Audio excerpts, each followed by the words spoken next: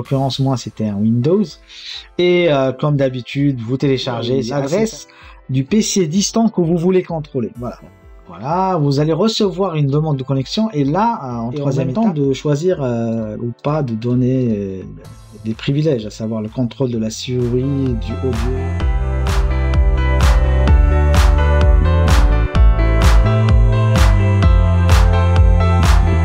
Bonjour et bienvenue sur votre chaîne FarissonNet. Alors, dans cet épisode, nous allons vous présenter un nouveau outil que j'ai trouvé très intéressant qui va nous permettre de contrôler une machine, un PC distant ou l'inverse, qu'un PC distant contrôle la nôtre. Hein. Le but, c'est dans un but pacifiste, hein, c'est pour débloquer un problème technique sur notre PC qu'on n'arrive pas à résoudre tout seul et on demande de l'aide d'une autre personne expérimentée. Voilà, ça c'est, on va dire, l'utilisation classique de base. Je sais pas, par exemple, votre mamie en province, il sait pas utiliser son PC, régler son caméra pour l'appeler, etc. Vous n'êtes pas obligé de vous déplacer. Il suffit d'installer dans un premier temps Inidesk chez elle et comme ça vous vous connectez, vous réglez son problème à distance. Ça c'est un cas d'usage, voilà. Donc c'est très intéressant. La condition pour que ça marche, pour que la manipulation du contrôle à distance marche, il faut que les deux PC aient installé le Inidesk et que vous ayez Internet, c'est tout. Hein. Après l'utilisation c'est assez simple. Voilà, c'est assez simple, assez intuitif. Alors, avant de commencer, juste un petit entre parenthèses, n'hésitez pas à nous supporter notre chaîne FarissonNet en vous abonnant à la chaîne, en donnant de la force. Si vous ne connaissez pas encore notre chaîne, c'est une chaîne focus sur le IT digital et le bricolage et le test et unboxing des outils, des appareils du quotidien. Voilà, tuto IT. Faites un tour où vous allez trouver pas mal de vidéos intéressantes sur ce sujet. Je ferme la parenthèse et je reviens à ce qu'on va vous présenter dans cette vidéo. Dans un premier temps, on va voir l'installation, puis un peu théorie et la démo pour contrôler un PC à distance ou l'inverse. Et à la fin, je vais vous donner quelques astuces poussées pour le paramétrage de la sécurité. Et restez juste jusqu'à la fin, vous aurez d'autres informations complémentaires encore très utiles. Commençons par l'installation. Alors, tout simplement, vous allez vous rendre sur le site inidesk.com/fr. De toute façon, comme d'habitude, vous allez trouver toutes les informations nécessaires à cette vidéo dans la description en dessous de la vidéo et notamment le lien de l'outil hein, Inidesk.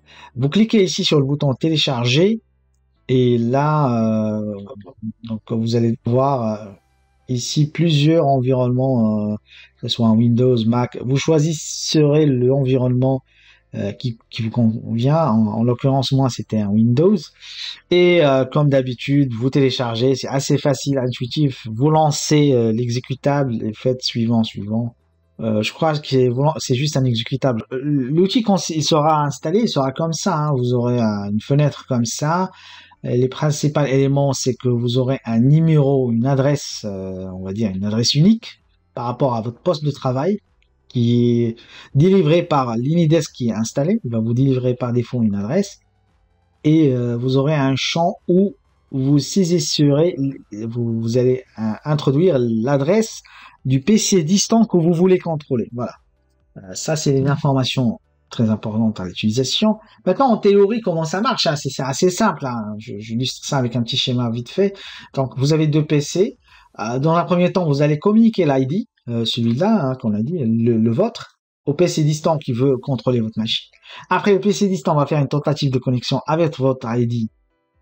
Voilà, vous allez recevoir une demande de connexion et là, en troisième étape, vous choisirez de accepter ou pas, hein, parce que il faut vérifier que le numéro qui essaie de se connecter à votre machine, ça c'est un astuce de sécurité, on va dire, est bien celui qui a été communiqué par votre interlocuteur, qui est une personne de confiance, normalement, un proche, un collègue, un ami, etc. Donc, vérifiez quand même que c'est le bon numéro, et voilà. Et après, dans l'acceptation, vous pouvez donner les privilèges accordés, à savoir s'il a le droit d'utiliser votre souris, votre audio, etc. Donc, on y reviendra après dans la démo.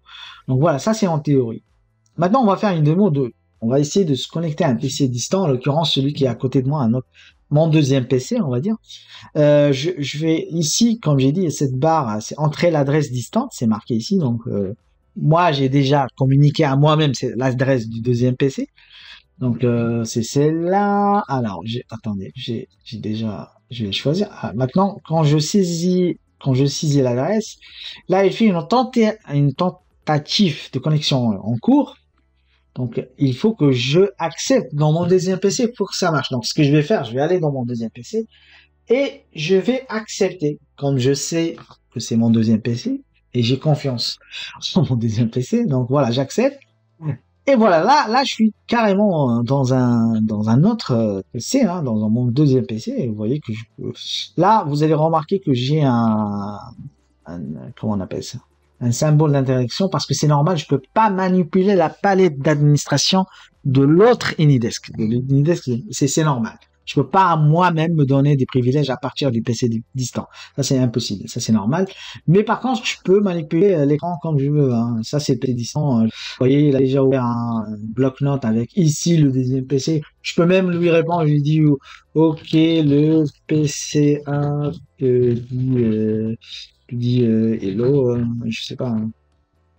Par exemple, hein, c'est ça. Le but, c'est que vous aurez le contrôle du PC. Comme il m'a donné tous les privilèges, hein, je me suis donné tous les privilèges à partir de mon deuxième PC, je peux manipuler, configurer selon le cas, hein. Si vous codez, par exemple, ensemble, par exemple, moi, je fais du code, je peux aider un collègue, voilà, je lui dis, vas-y, donne-moi, t'as un problème de déploiement, etc. Il y a pas mal de cas d'usage, hein.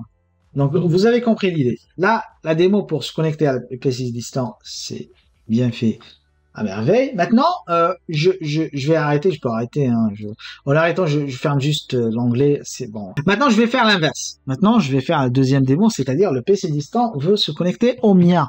Donc, tout simplement, je vais faire l'opération inverse, c'est-à-dire je vais saisir l'adresse de mon PC actuel. Normalement, voilà, là, j'ai reçu une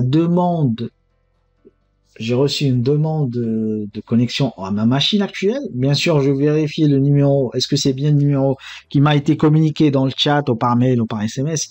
Voilà, voilà. On va dire, c'est une précaution supplémentaire, hein. Alors là, comme j'ai dit, j'ai le droit de l'accepter, de refuser, et en même temps de choisir ou pas de donner des privilèges, à savoir le contrôle de la souris, du audio, etc. Bien sûr, il y a d'autres, sur le plus, il y a des éléments assez poussés en termes de paramétrage de droit. Vous lisez, vous choisissez, etc. Donc, il y a pas mal de choses. Et je peux je peux avant de l'accepter, de lui envoyer un chat et dire, bonjour, mais il va rien recevoir. Après, j'accepte et après, lui, il va recevoir la demande d'acceptation. Voilà.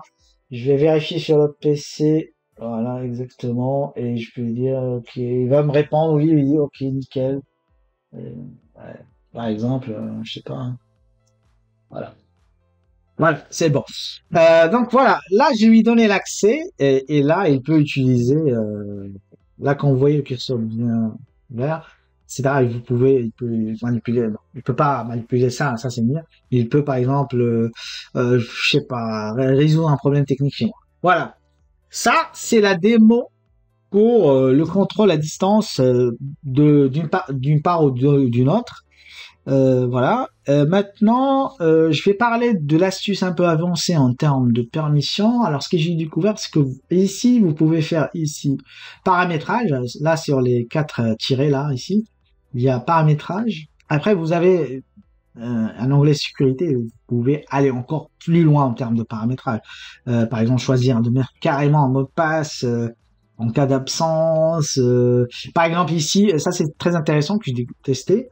Vous pouvez limiter, ce que je pourrais vous conseiller, limiter l'accès aux adresses de confiance que vous connaissez, par exemple vos proches, etc.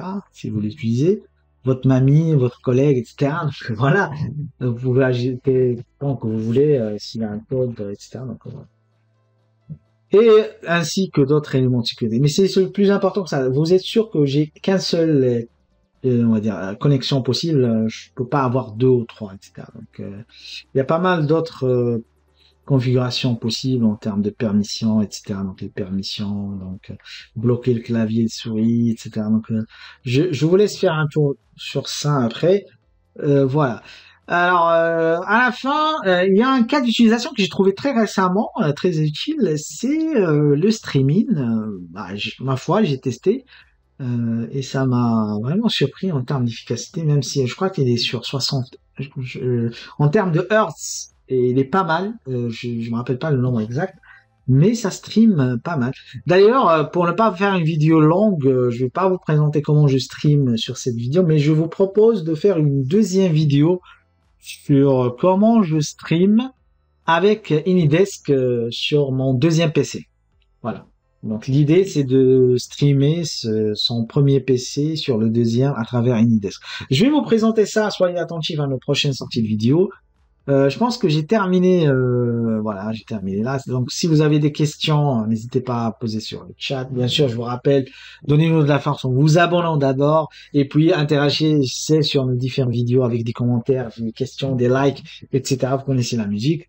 Voilà, sur ce, je vous dis merci et à très bientôt. Au revoir.